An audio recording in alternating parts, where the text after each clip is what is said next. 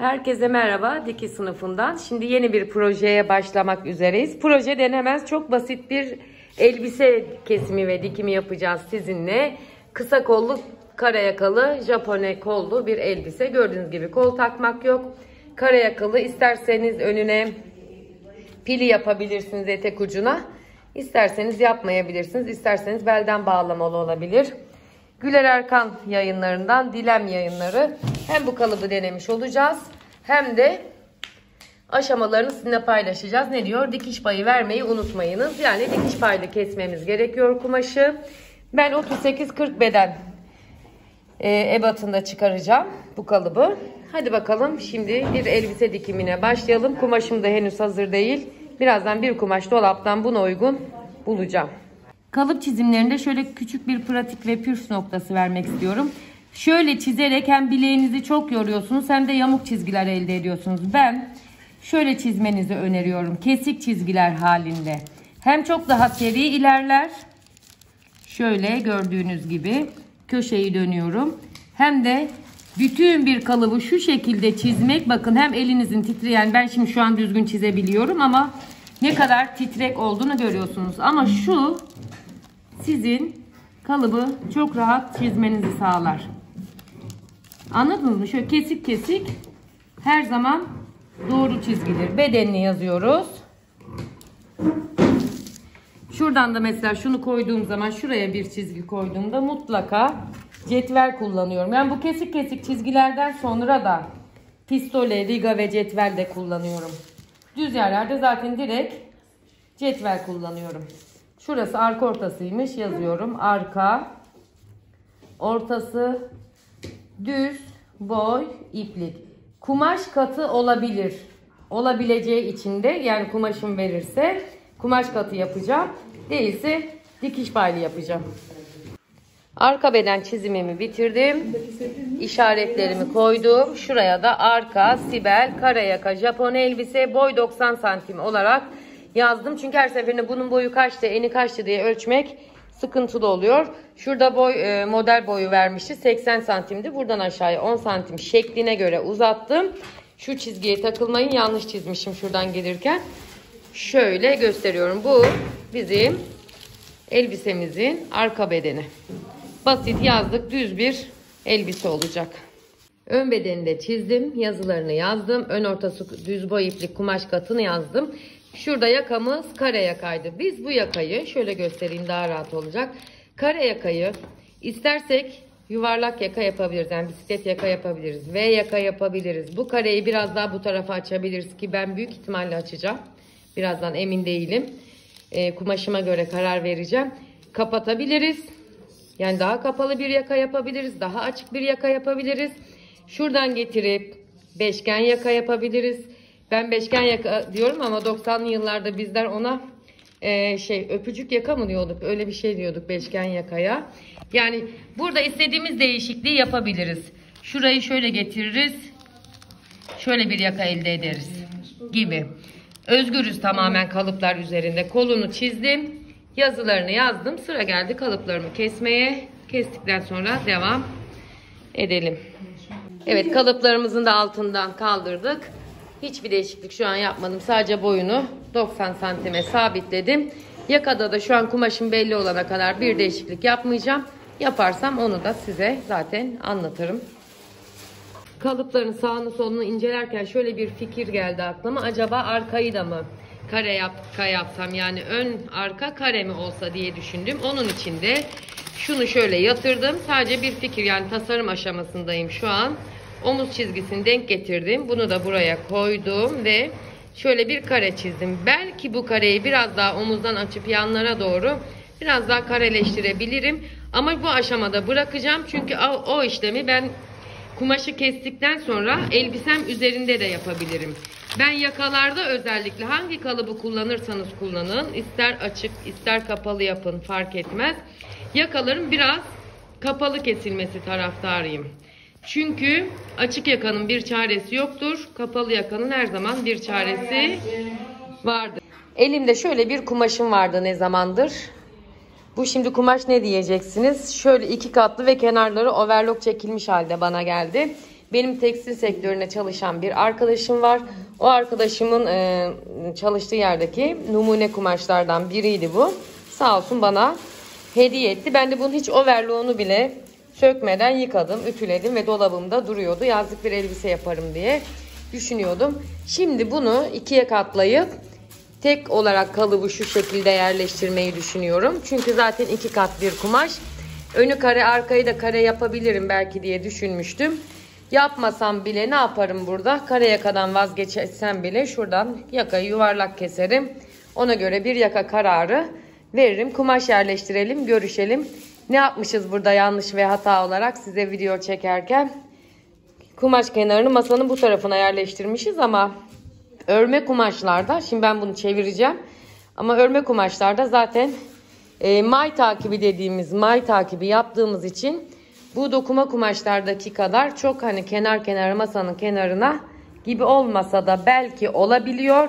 Ama siz hocanın söylediğini yapın, yaptığını yapmayın. Kursiyerlerimle beraber karar verdik ki biz bunu böyle yerleştireceğiz. Kare yaka yapacağız. Ortak kararımız oldu. Biz kararsız kaldığımızda birbirimize fikir verme konusunda çok iyiyizdir ve işe de yarıyor. Ben seviyorum o fikir alışverişini. Şimdi bu kare yakayı biraz kapalı keseceğim. Daha önce de söyledim. Her zaman kapalı kesme taraftarıyım. Kumaşım verdiği için ve bu kalıbı ilk kez deneyeceğim için ve şurada payım olduğu için biraz dışından, yani dikiş payından da biraz büyük keseceğim. Büyük gelirse, bol gelirse daraltacağım. Boyuna da 5 santim dikiş payı vereceğim. Ön arka yakayı kare mi keseyim yoksa önce kare kesip arkayı yuvarlak mı keseyim, onu düşünüyorum. Herhalde önce arkayı yuvarlak, önü kare kestikten sonra belki de yaparım, onu bilemiyorum. Ama bu elbisede ön arka kare yaka sanki daha hoş duracak gibi geliyor. Kumaş özelliğinden dolayı da o keserken kendi kendine şekillenecektir zaten.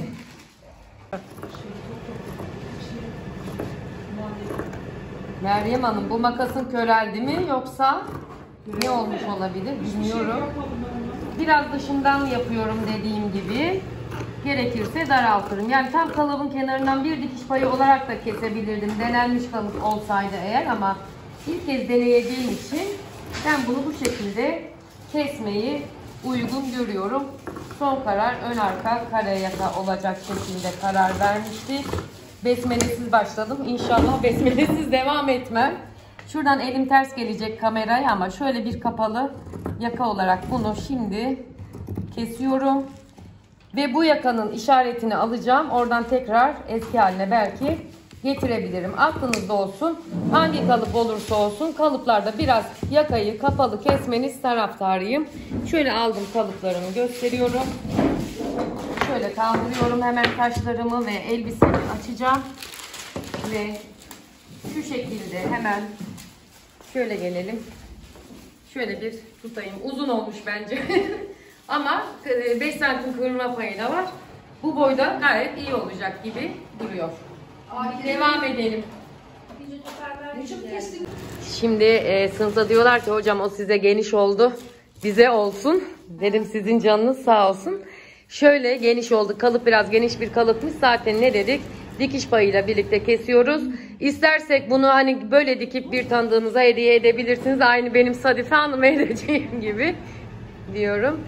Ya da kendiniz şuralardan, tabii dikiş payı girmiştik ve geniş kesmiştik ya, daraltabilirsiniz. Bakalım iş bizi nereye götürecek. Şimdi omuzları, yakayı işte overlocklarıyla birleştireceğiz. Aşama aşama gideceğiz. Kalan kumaşımda şu kadar kaldı. Bizim için önemli olan neydi? En az döküntü ile kesim yapmak. En az döküntüyü de bu şekilde biz değerlendirdik. Sıra geldi overlock dikişini ayarlamaya. Mutlaka ne yaparsanız yapın, her elbise, bluz, yani her tür kumaştan yapacağınız zaman overlock'unuzun ayarlarını kendi dikeceğiniz kumaşın bir atık parçası üzerinde deniyorsunuz. Sadece overlock'ta değil, düz dikiş de yapacağız. Bunu bir gün ara verip geldik, diyelim ki overlock'umuzu iyi ayarda bıraktık. Sabah oldu, ısı farklarından bile şey olabiliyor, ayar bozulabiliyor. Mutlaka ne zaman yeni başlayacaksak bir atık parça yanımızda olacak ve hep onda deneme yapacağız. Tekrar bir hatırlatma yapıyorum. Bunlar ipimizin gerginliğini ayarlıyordu. Alt lüper, üst lüper ve yan dikiş olarak. Şuradan geliyoruz. Dikiş sıklığımızı ayarlıyoruz. Buradan esnekliği ayarlıyoruz. Şuradan da bebe overlock olup olmamasını ayarlıyoruz. Şöyle bakıyoruz overlock'umuza. Bizim için uygun bir overlocksa esnekliği de şeyi de dikişimiz için bu gayet uygundur diyoruz. Ama ben biraz daha oynayacağım overlock'la. Peki ayarlarımız kaça kaçtı bilmiyorum ama şu ayarlarda şu dikişi elde edebildik. Az önceki dikişte biraz bolluk vardı. Dikişimizde bolluk varsa mutlaka şuradan biraz sıkıştırmak gerekiyor demek oluyordu. Bir de bizim atölyemize gelen makine servis elemanı şöyle bir öneride bulunmuştu bize. Şuradaki bebek overlock, yani bazı makinelerde ne kadar sıkarsanız sıkın bazen olmuyor dedi. Şuradaki çentik, yani bebe overlock, geniş overlock ve dar overlock'ta şu tırnağı 1 milim hemen şöyle kendinize doğru, yani şöyle değil 1 milim kendinize doğru oynatırsanız o bol dikişleri toplayacaktır dedi. Bu da bir öneridir dedi. Şimdi bizim çok toplu kullanılan overlock'umuzun halini de size bir göstermek istiyorum. Evdeki overlocklarınıza sarılıp öpebilirsiniz. Çünkü biz sürekli bunu kullandığımız için gün içinde overlock'umuz hep bu durumda oluyor. Sonra temizliyoruz. Şimdi biz overlock'umuza da karar verdik. Elbisemizin overlocklarını ikisi bir arada çekebiliriz. Çünkü penye kumaştır. Güzel de sonuç veriyor. Ondan sonra 4 iplik yapmıyoruz. Biz genelde 3 iplik yapıyoruz. Daha sonra makinede dikişini dikiyoruz. Belki 4 iplik de yapabiliriz. Evet, ikisi bir arada. Şimdi overlock'umuzu çek. Şimdi önemli bir püf noktasından bahsetmek istiyorum. Şuradaki çıkan overlock paylarımızı bir iğneye geçiriyorum ve iğneyle şu overlock dikişin içinden yürüterek yok edeceğim ki overlock dikişi sökülmesin diye. Şu an kursiyerlerim biraz meşgul oldukları için, çekim yaptıramadığım için tek elle göstermeye çalışıyorum.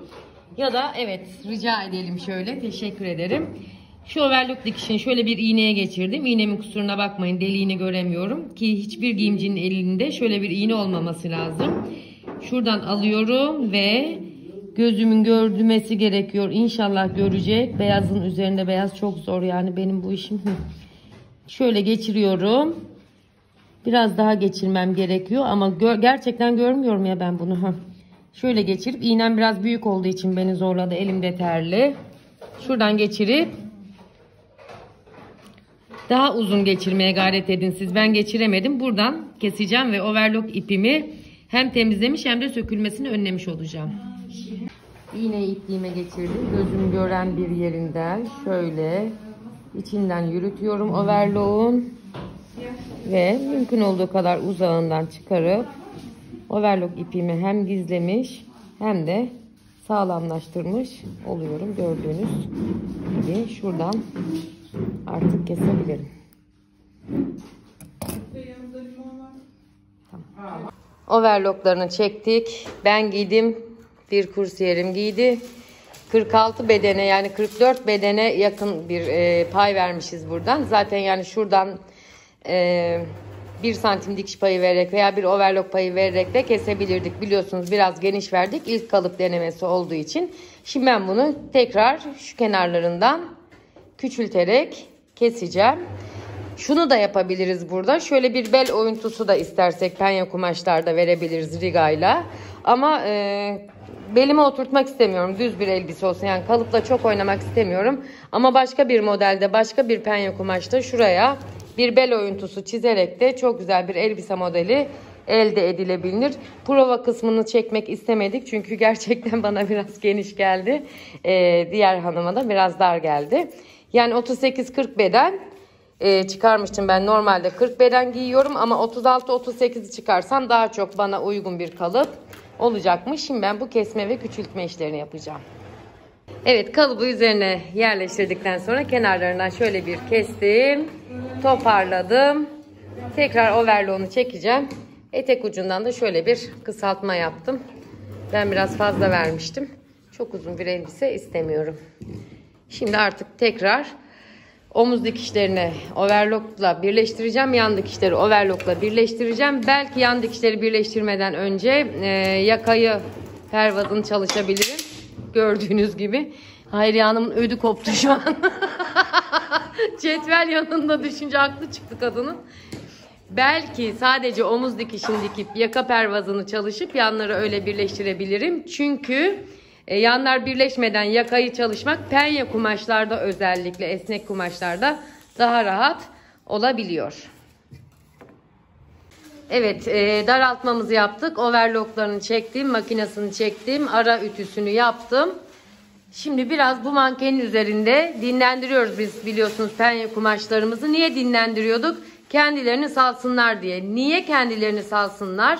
Çünkü bu kumaşlar top halinde bulunur, top halinde satılır ve gerilirler. Özellikle ya masanın üzerinde kesmeden önce böyle bir yarım saat falan dinlendirmek gerekiyor.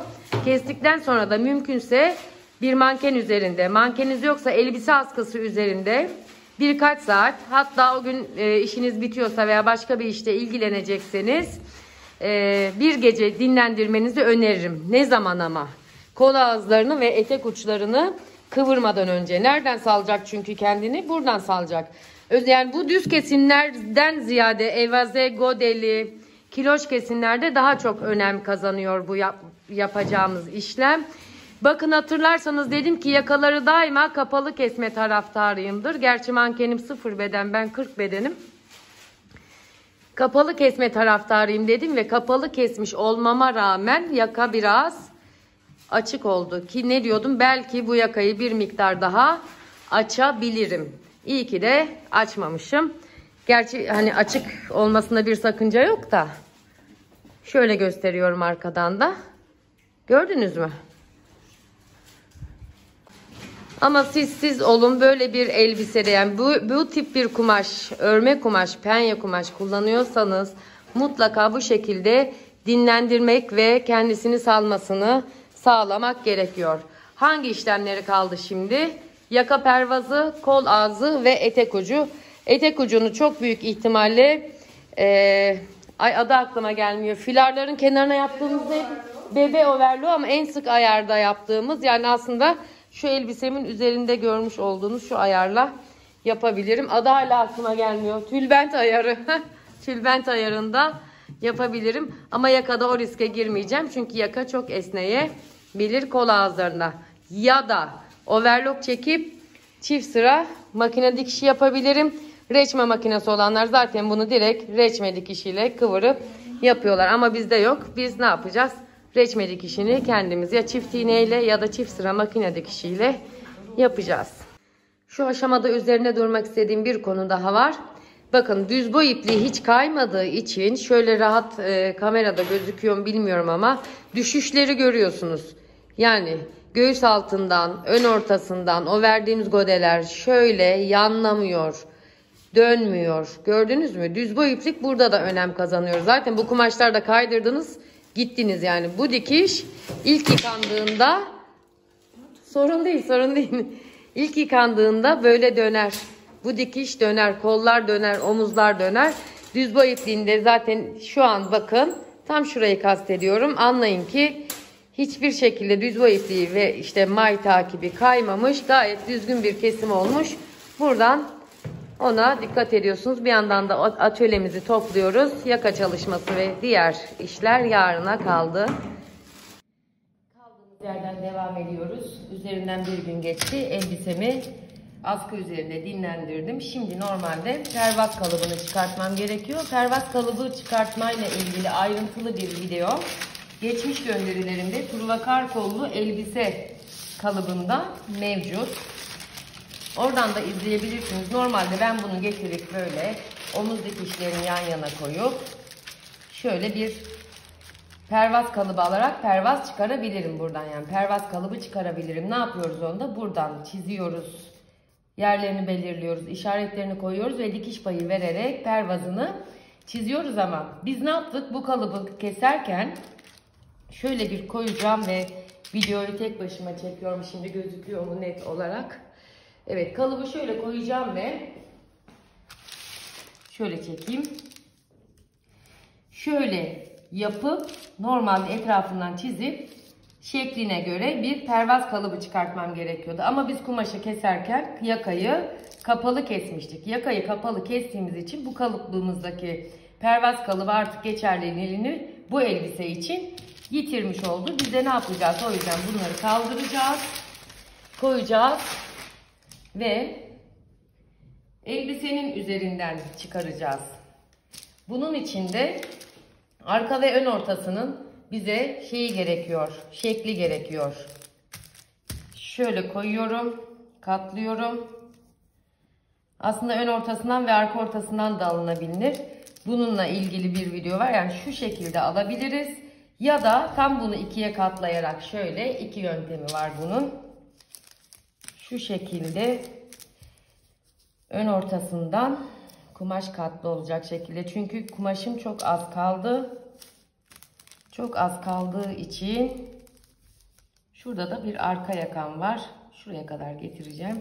Pervaz kalıbımı şuradan çıkaracağım. Şurada hoşuma gitmeyen bir çentik var. Şimdi hemen onu halledeceğim. Siz de izleyin.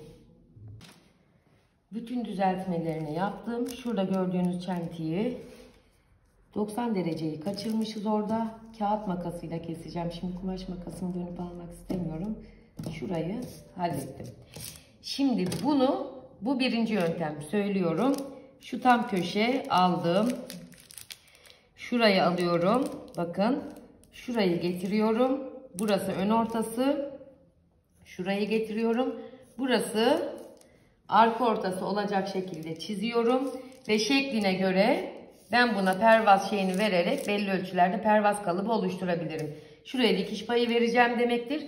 Burası da kumaş katı olacak demektir. Ancak benim elimde kalan kumaşım bu kadar. Bundan çıkar mı çıkmaz mı bilmiyorum. Onu hep beraber şimdi sizinle birlikte göreceğiz. Tekrar kalıp üzerinden kontrollerimi yapacağım. İkinci yöntemini anlatacağım. Elbisenin kalıbını şöyle koydum. Tamam mı? Hangisi daha kolayınıza ve pratiğinize geliyorsa onu yapabilirsiniz. Bunun üzerine koydum. İğneledim diyelim ki siz mutlaka iğneleyin. Yakamın şeklini alıyorum. Cetvelle işte gerekiyorsa kavisli bir yakaysa yuvarlaksa pistoleyle düzeltmelerimi yapacağım. Şurasına ön ortasını işaretine işte ölçerek koyacağım. 20 evet. Şöyle bir kaydırmışım. Ön ortası işaretinde şu. Yani şuralar nedir? Ya unutursanız yazın omuz. Buraya belli bir şey verip dikiş payı vererek pervaz kalıbımı oluşturmuş olacağım. Şu şekilde. Yalnız benim bu şekilde kumaşım yetmeyecek gibi duruyor. Kalan kumaşım yani.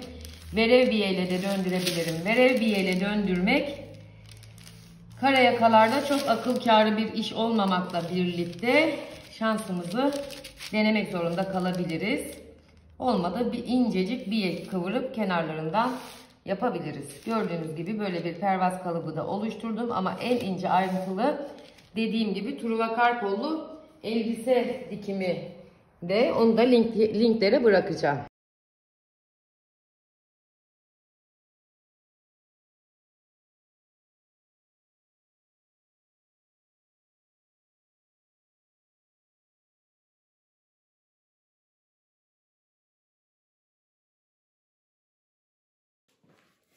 Evet, hızlı çekimde gösterdim ama böyle yerleştirdim. Yüzü yüzüne gelecek şekilde yerleştirdim. Gördüğünüz gibi kumaş yüzü birbirine dönecek. Çünkü bu buradan şimdi yarım santimden dikilip veya bir çima yani pardon gaze dediğimiz dikişle dikilip üstten olana gaze deniyor ama bir makine ayağı dikip bunu bu tarafa çevireceğiz. Şurada göstereyim.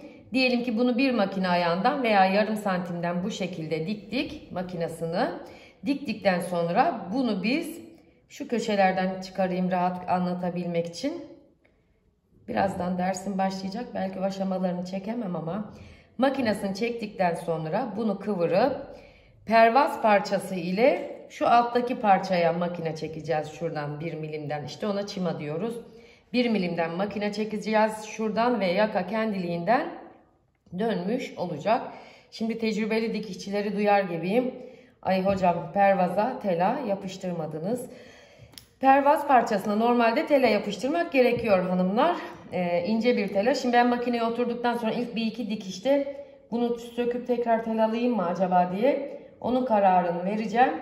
Çünkü yazlık bir elbise, ağırlatsın istemiyorum. Çok da esnek bir kumaş değil. Ama şu parçaya tele yapıştırırsanız ve çevirirseniz, özellikle viskon gibi veya kışlık kumaşlarda veya dokuma kumaşlarda, yani penye olmayan kumaşlarda yapıştırmakta fayda var. Ben şu an yapıştırmayı düşünmüyorum. Şu köşelere gelince, diyelim ki geldik. Buradan diktiniz. Tam buraya geleceksiniz. Makinenizin iğnesini şu şekilde batıracaksınız. Ondan sonra döndürüp çıkarıp makinenizin iğnesini buradan dikeceksiniz. 4 ayrı köşede de bu işlemi yapmış olmanız gerekiyor. Pervaz çalışmasından sonra ne kalıyor geriye? Kol ağzı ve etek ucu. Etek ucunu da ya dediğim gibi tülbent şeyinde çekeceğim. Şurasını overlock'ta incecik çekip bırakacağım. Ya da normal bir overlock çekip böyle yapıp reçme dikişi dediğimiz, ama etek uçlarına şey yapıyorsunuz. Siz şöyle çok minik kıvırmalar yapıyorsunuz. Etek ucu en az 2,5 santim. Kumaşına göre de en çok 4 santim, 5 santim gibi kıvrılması gerekiyor. Buraya da bu tarafından değil ama şu tarafından dikerek bir makine ayağı müsaade ederek birbirine çift sıra makine dikişi yapmayı düşünüyorum şu şekilde. İkisinden birini yapacağım. Karar vereceğim hangisi daha güzel duracaksa, ki bence sanki bu daha güzel duracak gibi. Siz nasıl yapıyorsunuz bilmiyorum ama burada yapılan bir püf, yani hatadan gene ve püf noktasından örnek vereyim. Tekrar ediyorum. En az 2-2,5 santim, 4-5 santim olabilir kenar kıvırma etek ucunda. Ama asla etek ucunda şu kadar bir kıvırma, 1 santimlik bir kıvırma yapılmaz. Çünkü dikişiniz geri döner. Etek ucunu soş durmaz ve şuradaki kalınlığın verdiği ağırlık eteği aşağıya çekeceği için daha şık, daha net bir görüntü elde etmiş olursunuz. Kıvırma yapmayı düşünüyorsanız bu şekilde kıvırma yapmanız gerekiyor. Eteğimizi bitirelim. Yeniden görüşelim. Hanımlar, elbisemi bitirdim. Gördüğünüz gibi etek ucunda reçme, burada pervaz çalışması, burada da tülbent overlock'la bitti. Şöyle bir genel olarak göstereyim size. Şu şekilde elbisemizi. Bugün sınıf çok kalabalık. O yüzden sadece şöyle gösteriyorum. Aynısını dikin. Şurada da kimonom, burada da o yeşil bir elbise dikmiştim, hatırlayacaksınız. Kol takma videosu yapmıştım ve demiştim ki tesettürler içine çok uygun bir kalıptır. Onu bitirdik. Bir genç kız elbisesi oldu. Beline tünel diktik. Kollarında, yanlarında uçkur diyeyim artık. Gene adı aklıma gelmiyor. Bu saat olunca adı aklıma gelmiyor. Kollarında böyle lastikli yaptık. Gördüğünüz gibi bu da benim kimonom. Kimono için apayrı bir baştan sona bir video hazırlamayı düşünüyorum. Herkese güzel bir gün diliyorum. Dikiş sınıfından.